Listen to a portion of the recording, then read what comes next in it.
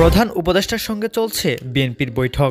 অন্তর্বর্তী সরকারের প্রধান উপদেষ্টা ডক্টর মোহাম্মদ ইউনূসের সঙ্গে বাংলাদেশ জাতীয়তাবাদী দলের বৈঠক শুরু হয়েছে। বৈঠকে দলটির মহাসচিব মির্জা ফখরুল ইসলাম আলমগীরের নেতৃত্বে ৬ সদস্যের একটি প্রতিনিধি দল অংশগ্রহণ করেছে। শনিবার ৫ অক্টোবর দুপুর ২:৩০টায় রাষ্ট্রীয় অতিথি ভবন যমুনায় এই বৈঠক শুরু হয়।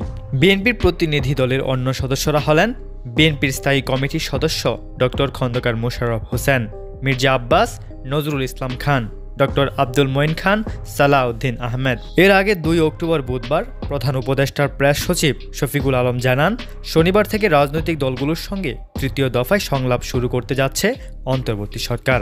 ধারাবাহিকভাবে বিভিন্ন দলের সঙ্গে সংলাপ হবে।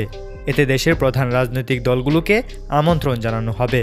তিনি বলেন, সংলাপে উপদেষ্টা মণ্ডলী গঠিত ৬টি কমিশনের কার্যক্রমের অগ্রগতি এবং দেশের সার্বিক আইন শৃঙ্খলা পরিস্থিতি নিয়ে কথা হবে। এসব বিষয়ে রাজনৈতিক দলগুলোর মতামত ও পরামর্শ নেওয়া হবে। গত ৮ই আগস্ট অন্তর্বর্তী সরকার গঠনের পর ২ দফায় উপদেষ্টা পরিষদের সঙ্গে রাজনৈতিক দলগুলোর প্রতিনিধিদের সভা হয়েছে।